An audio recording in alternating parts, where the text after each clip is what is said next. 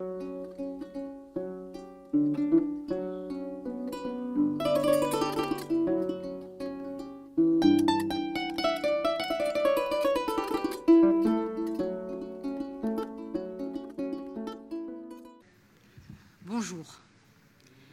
Tout d'abord, je remercie les organisateurs de ce forum pour avoir fait d'une initiative une réalité, celle de nous réunir autour de questions clés pour l'avenir de notre continent et d'avoir choisi le Mali comme terre d'accueil.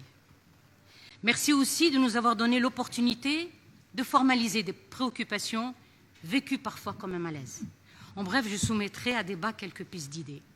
Alors, des pistes construites dans la concertation et les débats en cours, en premier lieu d'une longue expérience d'enseignement et de recherche, voire de gestion, en tant que directrice d'un centre national de recherche en anthropologie sociale et culturelle. En dernier lieu, pistes défrichées dans la collégialité avec une équipe, durant l'exercice d'une mission que j'ai eu le privilège de conduire pendant 5 années en tant que ministre de l'Éducation nationale de 2014 à 2019. Et c'est volontairement sur un sujet ciblé, ayant fait l'objet de nos préoccupations et de nos actions, qu'il nous a paru essentiel de re-questionner, réaménager et finaliser un processus de refondation des programmes d'enseignement. Tout un chemin a déjà été parcouru, mais celui qui reste à parcourir est encore plus long. L'obligation de revisiter régulièrement, d'actualiser les programmes sera toujours à l'ordre du jour. Notre objectif était comment insuffler un changement réel des pratiques pédagogiques en évitant les orientations utopistes ou conservatrices. Donc c'est autour de 3 questions liées au sujet du curriculum que sera articulé mon propos. Celle du contexte d'alors, celle des évaluations, puis celle des enjeux. Première question, est-ce que l'État national devait attendre la remise en cause de la matrice référentielle eurocentrée du curriculum pour permettre l'accession de tous les enfants d'une génération donnée à l'éducation? À partir de quelles données, de quels indicateurs, de type quantitatif et qualitatif en matière d'évaluation et d'analyse nationale et internationale sur l'état du système éducatif s'est construite la projection sur le futur de l'école?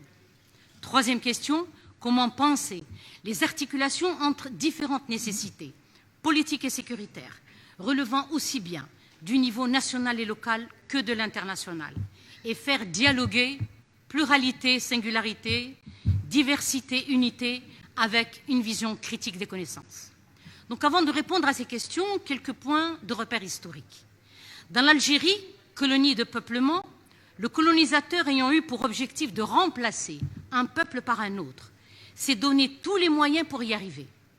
Résistance, combat, continu, durant plus d'un siècle, suivi d'une guerre, d'une violence inouïe, durant 7 années, avec un grand nombre de martyrs, ont permis de recouvrer un territoire, d'affirmer une nationalité et d'ériger une souveraineté en 1962.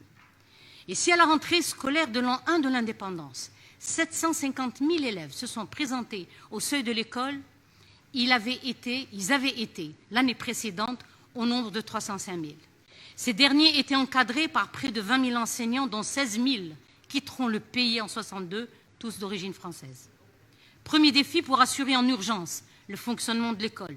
Il aura fallu un recrutement massif de personnel local, non qualifié, avec la création d'un nouveau corps d'enseignants, les moniteurs, et une coopération internationale et principalement des pays arabes, atteignant un taux d'encadrement de 36% au primaire, de 55% au collège et de 65% au secondaire, puisque l'arabe avait remplacé progressivement le français comme langue d'enseignement. Quels ont été les moments clés traversés par le système éducatif et leurs enjeux? Si le politique avait dû répondre sous la pression de l'urgence à l'exigence de la scolarisation massive, il aura fallu près d'une quinzaine d'années pour qu'une première grande réforme puisse être engagée, aussi bien sur l'organisation, les curricula, alors même qu'avaient déjà été engagés des plans de développement triennal et quadriennal. C'est près d'une trentaine d'années plus tard qu'une remise en cause totale fut nécessaire pour faire face aux défis de la qualité. Donc plus d'un demi-siècle après, où en sommes-nous? Première grande réforme de 1976, était celle du défi de l'algérianisation, dont la réussite se mesure au nombre d'encadreurs et d'enseignants formés, avec des programmes et des manuels réalisés par des nationaux et une organisation pédagogique adaptée aux objectifs prescrits par les différents plans de développement économique. En 20 ans d'efforts continus, la scolarisation gratuite est réelle pour presque 100% des enfants qui ont accès à l'école, tandis que le tiers des jeunes de 18 à 22 ans est inscrit à l'université ou à la formation. La scolarisation de tous les enfants d'une génération qui, jusqu'à l'indépendance, avait été rejetée du système éducatif, peut être considérée comme une réussite d'ensemble, sans ignorer pour autant les problèmes engendrés par ce processus, se relevant de l'échec, de la déperdition et de l'abandon. Cependant, la philosophie et l'ancrage culturel des programmes totalement révisés sont encore plantés dans un ailleurs. C'est du côté plutôt du Moyen-Orient qui recherchait l'inspiration culturelle et pédagogique. Bien sûr, nous pouvons expliquer, justifier cette démarche en la resituant dans son contexte historique et les défis du moment, même si on ne peut l'admettre comme fatalité. La deuxième grande réforme, c'est celle de 2003 et dont la mise en œuvre continue à ce jour. Le défi posé par cette réforme était celui de repenser l'école à la lumière des faits historiques majeurs. Après 10 années de terrorisme, d'une guerre en intramuros menée par les radicalisés islamistes contre la société algérienne, mais aussi il fallait se relever des ajustements structurels imposés par le Fonds monétaire international et se redéployer sur les plans économiques et socioculturels à partir des années 2000. Penser l'éducation, c'est aussi partir de la question des contenus et de la façon dont ces derniers s'organisent dans les cursus. Pour changer, il est exigé au préalable celui de rompre avec la faiblesse de la production des connaissances dans nos sociétés et sur nos sociétés, et plus spécifiquement celles produites dans chacun de nos pays et de manière plus générale en Afrique par les Africains. Et cela, malgré le retard pris par l'université, plus particulièrement dans le domaine des sciences sociales et humaines. L'élaboration des programmes dont l'entrée par les valeurs correspond au souci de répondre aux interrogations identitaires a révélé un changement de paradigme, opérant un glissement dans la représentation identitaire, de la référence aux composants que sont l'islamité, l'arabité et l'amazirité, à celui du produit résultant d'un processus qui, lui, est l'algérianité. Ce changement a été rendu possible en ne considérant plus la pluralité comme ennemie de l'unité, provoquant ainsi une cassure de la matrice politique arc-boutée sur une approche monolithique. Quels sont les résultats des évaluations qui ont été menées au niveau national et international sur l'état du système éducatif et qui nous ont aidés à construire des alternatives? Ils ont été produits essentiellement à partir de 4 grandes enquêtes, 3 nationales et 1 internationale. La première enquête a concerné l'analyse de contenu des manuels scolaires, élaborés pourtant par des concepteurs nationaux et lancée dès novembre 2014 sur la place et la proportion des textes de lecture d'auteurs algériens. Celle-ci révèle une situation problématique avec peu d'auteurs algériens référencés. Deuxième enquête, les résultats obtenus à partir de l'analyse des copies des élèves lors des examens nationaux, donc de 5e et du brevet en 2015, mettent en exergue les erreurs récurrentes dans les productions des élèves. Des équipes de spécialistes du secteur de l'éducation et de l'enseignement supérieur ont analysé les écarts, interprété les raisons des types de dysfonctionnements constatés, et ce, à partir des erreurs recensées dans 3 matières fondamentales. En conclusion, le déficit relevant de la maîtrise du décodage linguistique pour les langues, qui relève essentiellement du premier palier du cycle primaire, est symbolique pour les mathématiques. Troisième enquête a été les conclusions de la participation des élèves algériens aux évaluations, enquêtes et olympiades régionales et internationales, notamment PISA. les résultats du programme international d'évaluation des acquis scolaires, paru en 2017, complètent et enrichissent le diagnostic déjà établi. PISA évalue la façon dont les jeunes sont capables d'exploiter leurs connaissances dans leur pratique quotidienne plutôt que leur niveau théorique dans tel ou tel domaine des sciences et des lettres.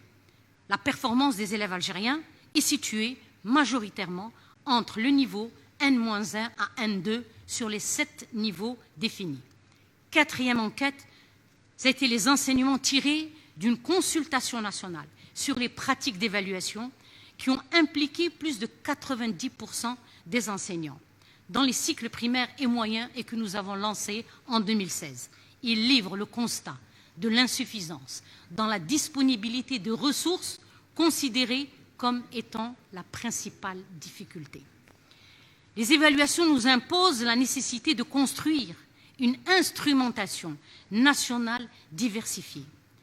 Quelles sont les articulations proposées comme alternatives pour s'assurer de la cohérence d'un curriculum? En jeu dans cette réflexion, la construction-refondation de l'État national comme référent à la survie existentielle d'une société dans un contexte géopolitique actuel, global, grave, fait d'agression, d'intimidation, d'ingérence, hypothéquant le droit à l'existence souveraine d'une nation dont les résistances organisées ou spontanées ne doivent pas être niées. La démarche que nous avons adoptée lors de notre mission de 2015 à 2019 est celle d'une recherche, action, formation, intervention.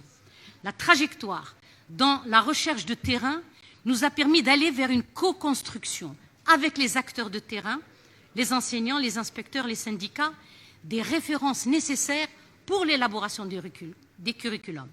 C'est pour cette raison que dans une démarche de qualité pour notre cas, il a été fondamental pour nous de créer, une standardisation nationale dans les dispositifs pédagogiques d'enseignement et d'apprentissage et d'évaluation, de formation et de gouvernance, que nous avons dénommé Marwat, en arabe Marja'iyya Wataniya li Ta'allumat At-Taqyim Takwin ou Tassir, avec l'acronyme qui a du sens, donc Marwat. Deuxième effort, celui du management des établissements corrélé aux performances des élèves, puis créer un environnement et un climat scolaire favorable aux apprentissages, et enfin, surtout, l'implication des acteurs et des partenaires sociaux. Avec ces 4 T, Marwat est adossé à des publications que nous avons préparées durant 3 années, des ressources pédagogiques et méthodologiques, des guides, des anthologies, des portfolios, des feuilles de route, en didactique de la discipline, montage de projets pédagogiques, élaboration de séquences didactiques, épreuves d'évaluation formative et certificative, et enfin, en politique éducative relative au segment de pilotage des établissements et de la médiation en milieu scolaire, de l'évaluation de la performance et du management. Ces documents-outils sont destinés à tous les formateurs, aussi bien de l'inspection générale des instituts de formation jusqu'aux concepteurs de programmes, concepteurs de manuels et d'enseignants. Pour que les élèves atteignent ce niveau de performance, toutes les configurations didactiques et pédagogiques, idées que nous avons avancées, méthode directe, approche par les compétences, pédagogie de projet, pédagogie par situation de problème, ont leur pertinence. Il faut savoir les choisir, les combiner et les adapter en fonction des finalités, des objectifs du public et du contexte d'enseignement-apprentissage. Mettre l'apprentissage scolaire en adéquation avec l'usage social, c'est vouloir passer d'une logique pédagogique basée sur les contenus et leur mémorisation à une logique de sélection et de mobilisation de ces mêmes contenus dans des situations d'agir social définies. En conclusion, en mettant en jeu des connaissances, des pratiques, des normes et des valeurs dans la formation du futur citoyen, l'école est au cœur d'une lutte idéologique et politique féroce dans toutes les sociétés. L'école est objet de compétition et d'affiliation entre partisans d'une conception étroite, exclusive et conservatrice, et ceux partisans d'une conception ouverte, inclusive et moderne. La première vision est d'ordre exclusivement idéologique, La seconde répond à des préoccupations sociétales dans un environnement mondial tourné vers le progrès.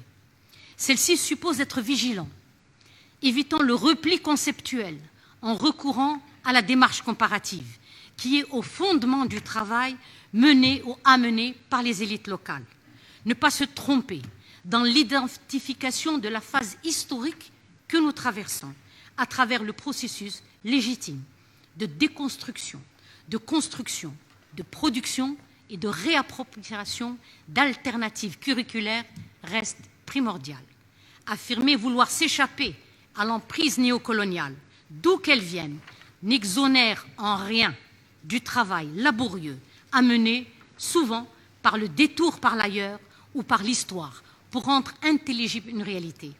Aujourd'hui, nous sommes passés des défis postcoloniaux à une construction nationale avec l'ouverture nécessaire des curriculums, d'une vision d'une identité exclusive vers une identité inclusive avec la reconnaissance, aux côtés de la langue arabe, du tamazight en tant que langue nationale et officielle.